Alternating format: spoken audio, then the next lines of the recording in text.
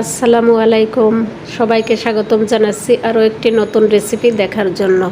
আজ আমি তৈরি করে দেখাবো মাত্র একটা ডিম দিয়ে চকলেট কেক।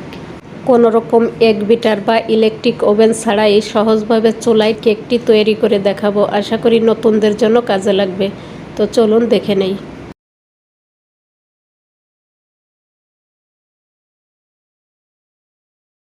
প্রথমে শুকনা উপকরণগুলো চেলে নেওয়ার জন্য একটা মিক্সিং বোলের উপর একটা ছাঁকনি নিয়ে নিয়েছি।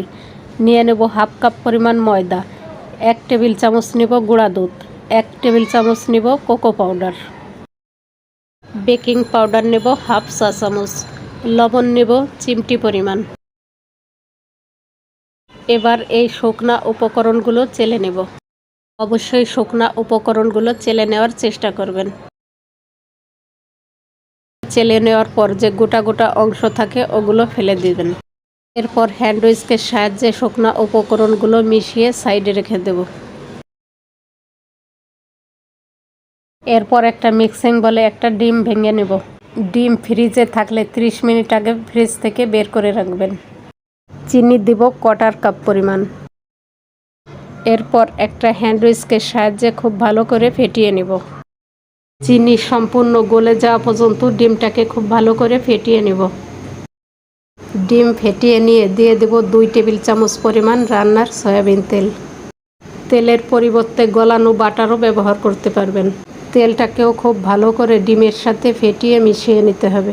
এবার যে শুকনা উপকরণগুলো চেলে রেখেছিলাম সেগুলো দিয়ে দেব। শুকনা উপকরণগুলো একবারে দিচ্ছে না, অর্ধেকটা পরিমাণ দিয়ে মিশিয়ে নিব। এরপর বাকিটা দিয়ে দেব।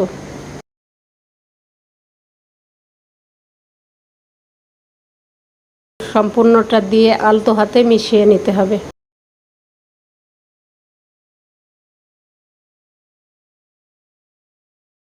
এরপর ভ্যানিলা এসেন্স দিয়ে দেব 1 চা চামচ। আপনারা এখানে চকলেট এসেন্সটাও ব্যবহার করতে পারবেন। এরপর আবারও একটু আলতো হাতে মিশিয়ে নিব।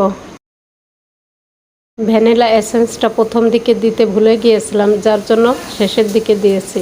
সম্পূর্ণ কেকের মিশ্রণটা আমি খুব ভালো করে মিশিয়ে নিয়েছি। এবার কেকটাকে বেক করার জন্য একটা মোল্ড নিয়েছি। দিয়ে দেব 1 চা চামচ রান্নার তেল। এরপর একটা কাগজ বিছিয়ে দেব। এবার সম্পূর্ণ কেকের মিশ্রণটা মোল্ডের মধ্যে ঢেলে দেব। মোল্ডের মধ্যে সম্পূর্ণ কেকের মিশ্রণটা দেওয়ার পর হালকা হাতে একটু ট্যাপ করে দেব। এবার কেকটাকে বেক করে নেওয়ার জন্য চুলায় একটা প্যান বসিয়ে দিয়েছি। প্যানের মধ্যে একটা স্ট্যান্ড বসিয়ে দিয়েছি। এবার কেকের মোল্ডটা প্যানের মধ্যে দিয়ে একটা ঢাকনা দিয়ে ঢেকে দেব। ঢাকনায় যে ছিদ্রটা আছে ছিদ্রটা একটা কাগজ দিয়ে বন্ধ করে দেব। এবার কেকটাকে বেক করে নেব 15 থেকে 20 মিনিট। ফিরে এলাম 20 মিনিট পর।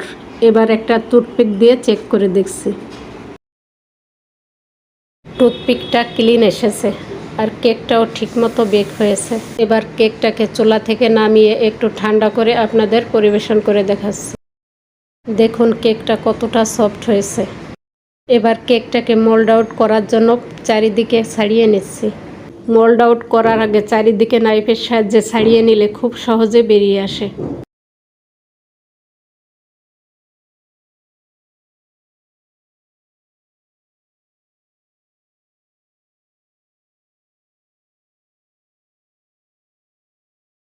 এবার কেকের নিচে যে বেকিং পেপারটা ছিল ওটাকে উঠিয়ে নিব।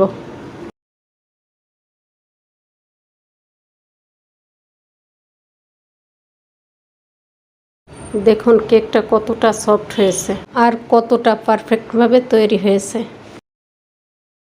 এবার কেকটাকে নাইফের সাহায্যে স্লাইস করে নিব। কেকটাকে বানিয়ে রেখে দিলেও চুপসে যাবে না, সফটই থাকবে। তো আমার এই চকলেট কেকের রেসিপিটি যদি আপনাদের কাছে ভালো লেগে থাকে, প্লিজ আমার চ্যানেলটি সাবস্ক্রাইব করে আমার সাথেই থাকবেন। এতক্ষণ ধরে ভিডিওটি দেখার জন্য সবাইকে অনেক ধন্যবাদ। আল্লাহ হাফেজ।